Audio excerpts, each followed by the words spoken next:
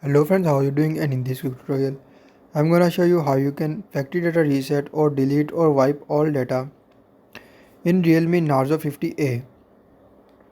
So first of all, just don't forget to subscribe and also press the bell icon to start a video without wasting your time. So to factory data reset or wipe or clear all data from your Narzo 50a, simply first of all just tap on settings and just follow every single step and watch complete video